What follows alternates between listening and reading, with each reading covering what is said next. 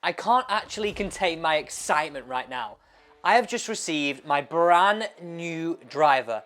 It's in the box. This morning I got fitted at Scottsdale, and now I have my driver with me at home. Like, my fitting was hands down the best fitting I have ever had. And I want you to let me know this, because I've heard so many stories of golfers getting a fitting and they're coming away like, you know what? I don't even know if that's better. Now, this driver, I believe right here, is probably one of the best drivers, not probably, is one of the best drivers I have ever used. Now, tomorrow I'm going to take it out on the golf course, but I thought I would, one, unbox this with you, just so you could see my reaction, and I want to share that with you. But also, the process of actually building it. I think this is so interesting, that sort of look. Like, we often forget about the craft goes into building this golf club. Now, not this box, I know that it's just a box, but the craft that goes into building a golf club. So, before I show you my exact spec, I know you saw the fitting video. If you didn't, go and check that out, because I tried every single brand this year and all the top and hot models, and I ended up with this one. But let's have a look exactly how it's made. Okay, so the first thing we're gonna do is basically pure shaft. For many people who don't know what this is, what is it? So this bit of kit is the magic stuff they use on tour. Okay, so not readily available in the UK. I think there's about 3 machines in the UK, and we have one of them. But what essentially it does is it aligns the golf shaft in the most efficient and sort of best way for us to build the club. So what it will do is we'll put the club into the shaft into the machine. It will rotate it 360 degrees, and then it's going to examine the sort of bend profile and the sort of load symmetry of the shaft, and then we're going to basically put it through some pressure. So it's going to fire an arm at the shaft, and it's going to essentially show us how much oscillation we see in the golf shaft. Okay, and the idea is that it's going to rotate the shaft to get it into the most stable location. And so we would see that on here, wouldn't we? Yeah, so it's going to show us a load symmetry chart, and then it's going to show us the before and then the after of the shaft. So it's a really, really cool bit of kit. As I said, loads of guys use it on tour. Probably Max Homa is probably the biggest guy out there using it at the moment. Bryson came here, didn't he, at the Open? Yeah, Bryson came in on the Thursday after his first round on the Open to do puring, because it's the last thing that sort of he hadn't done for quite a while. So we stripped his clubs apart, repured, pured all his shafts, rebuilt and sent him on his way, made the cut, and then obviously went on to shoot some pretty good scores a few weeks later. So yeah, shall we fire it up then? So we're going to load the shaft into the machine first of all, and then we're going to press start. So it's going to lock the shaft in to simulate somebody essentially holding on to the club, okay? And then we're going to rotate the shaft so that the logo is on top of the shaft up here. Okay. So that's here now on top of the shaft. Yeah, so the logo's on top. So that's how most traditional clubs would be built. The logo would be underneath the shaft, okay? And then you're right-handed. We're going to hard side it, okay? So there's 2 sides you can do. You can do a soft side and a hard side.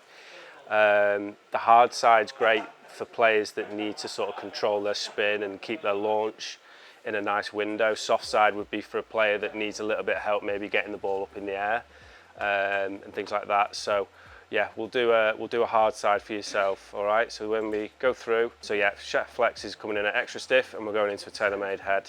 All right. So awesome. Flick quick next on there, going into a driver head, and then onto the next stage. So this is where it's going to rotate the shaft under some load, and it will show us the symmetry of the shaft and the load characteristics. So when Joe was fitting you before, he probably talked about the inconsistency of weight of a shaft. So when a shaft's made, it's rolled from a sheet, and you can sometimes find that you'll have an inconsistent amount of shaft on one side. So it makes it play a little bit inconsistent. So yeah, you can see a load symmetry chart here. So it's moving quite a bit basically. So a perfect golf shaft would be like dead straight. Okay, so it's yeah, it's got quite a nice flow to it. All right, so but we'll pop some weight onto it. So this is to simulate a driver head weight. So we pop that on the end, tighten that up, and then we so also. what is that? I'm interested. So it's just a weight that basically simulates the weight of a wood of a driver or a fairway. That's the one that we use for irons and wedges, so it's a little bit heavier. And then we just apply a little bit of tape onto the shaft as well, because it's going to essentially, once it's found the best alignment position, it's going to draw a line on the shaft for us, and then we know exactly how we're going to sort of put that into the head. So we'll just put a bit of tape on there and then let it do its thing. So yeah, it'll start firing this arm at the shaft, and what you'll see to begin with is the shaft will go, it'll oscillate, it'll go around in a huge circle. Some are worse than others, but that's, yeah, 2.8 on that one to begin with. So is that a fairly big number? Pretty big, yeah, for a shaft of that quality. So now it's reducing the outer plane oscillation, and each time it's kicking the shaft, it's rotating it a few degrees. And essentially that sort of yellow area gets smaller and smaller and smaller until it's pured, or it's as small as it can be. So we're now down at 0.9. So if it gets to like below 0.5, 0.6, it's pretty good. But now you can start to see the shaft is just going this way rather than doing this. Shaft for us. Okay. And then we just say, it just asks us if it's marked correctly, and it has, so we just press yes. So it's rotated the shaft 6 degrees from where it was before, 6.33 degrees from the logo up position, and then an improvement of outer plane oscillation by 79.9%. So in theory, if you just bought the shaft and put it there without puring it, it would be like this. Yeah. And then when it's pured, it's gone to like this. So if you're swinging at 110, 15 miles an hour on your downswing, that shaft, if it wasn't pured, it's doing this. So sometimes where you feel like I've hit that really well, feel like I put a good swing on it, but you've not found the middle of the face, and then the ball's going off in a direction, you're thinking, what's going on? It's because of that. So the puring really just allows players to feel like the shaft's staying on plane more, reducing the oscillation, allowing them to find the centre of the face a little bit more often, a bit more consistently, to improve ball speed and obviously dispersion. Okay, so now we've done this, what is the next part of this process? So next phase is we take the chuck off, take this bit off here, press next, and then it's going to release the shaft for us. And then I'll pass it over to my colleague who's going to build your driver for you. So what he's going to do to start with is he's going to prep the end of the golf shaft here. Yep. To braid it so that the epoxy that we use is going to stick really nicely to the head. It's going to bond really well to the head. So it's going to go in this location, and then he will measure it to length, cut the shaft, swing weight it, put it on the curer. So that'll basically speed up the process of the glue, and then it'll come off there in about 10-15 minutes, grip it, and then you'll be able to hit it within about half an hour. Awesome. So the first part of this build process is just to braid the tip of the shaft. And essentially all you've got to know is that this makes the glue and the head and the shaft stick better together. You do the same on a steel shaft too. Once you've done that, got to place the head on, tap it down, make sure it's fully in there, and just to allow us to get the correct length of the golf club. Now, when measuring length, we actually measure it a little bit shorter than what we want, just to account for the end of the grip. Once you've done that, give it a cut. So did you shove the head on before, so you get the actual length of what it plays like? Yeah, so head goes on first, we measure it, just throw it on the ruler there, we cut it just short of the playing length. Yeah, just to... Is that because the grip end? Yeah, the grip cap, yeah. Now I'm just going to swing weight it, mate. For everybody, like, what essentially is swing weight in it? Because for many people, like, this would be like a bit of a foreign thing. Yeah, it's pretty much the balance point of the golf shaft.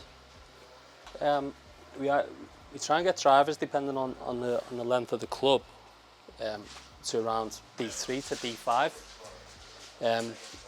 If we've cut the driver length a little bit shorter, it's obviously going to play a little bit lighter in swing weight. But we're at D3.5, which is absolutely spot on. So is this more just like a bit of a check? Because 9 times out of 10 it's okay? Yeah. Fab. So we had the grip on there, because obviously the grip's going to be on when we're playing the club, so you take that into account as well. So look at that there. So that's what you braided off on the first bit of the process, right? Yes. This bit here. So this was all the same. And now it's all braided off. Okay, so next thing is glue it on. Up to the gluing stage now, yeah.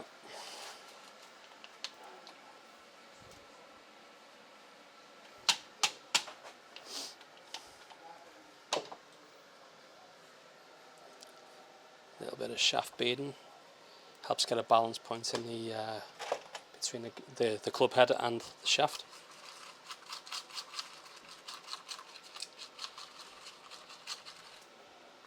Big drop inside the head.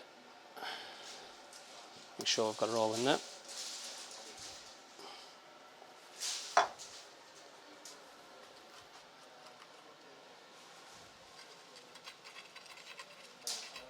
And then on the shaft.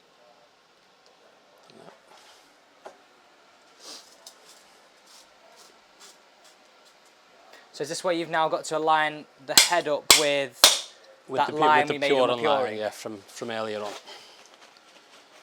Just get rid of any excess glue.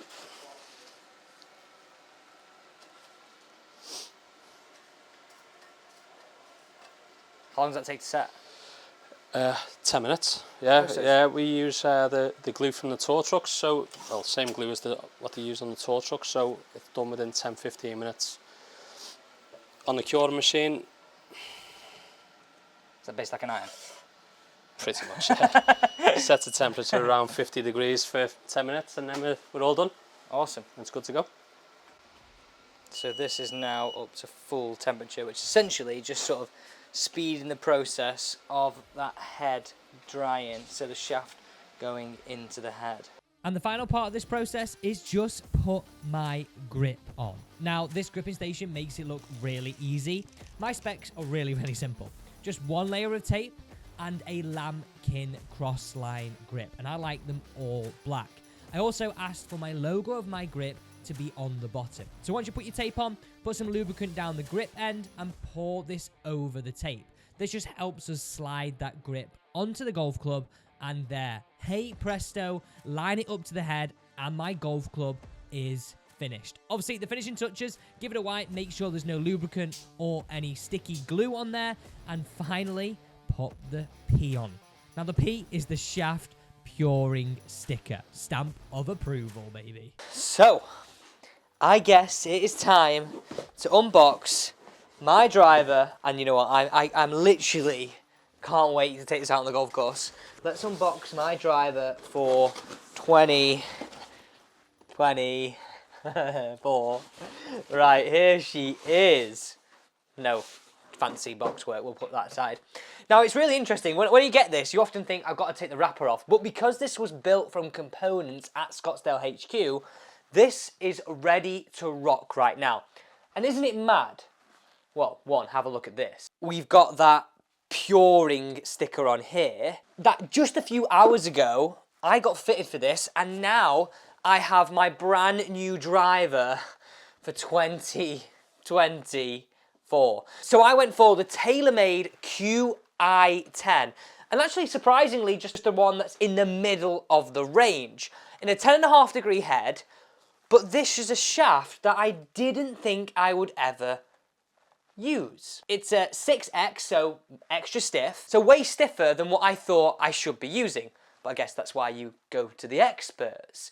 But it's got a bit of something of familiarity in there. I've got black at the top, so that back Velicure was what I was using in my original shaft for the last 2 to 3 years. And to be honest, every time I got a new driver, I was like, I'll just put that shaft in it and just change the head. But just to help me launch it a little bit better, we've got that red at the bottom, and it is a lot stiffer, this one. Also to note, this shaft is lighter than what I've used currently, so my club head speed was just going up and up. Now, the true acid test will be, though, how it performs out on the golf course. And I said this at the start of the video, I am taking it out on the course tomorrow. Now, if you did enjoy this video of me unboxing my brand new driver, don't forget to subscribe and turn the bell here at How Good Golf. Remember, you control the content. You control exactly what I put up here, so get down below in the comments and let me know what you want me to test next. But unfortunately, guys, you're going to have to see me test my brand new driver out on the golf course. I'm just hoping it's going to be dry tomorrow to do it.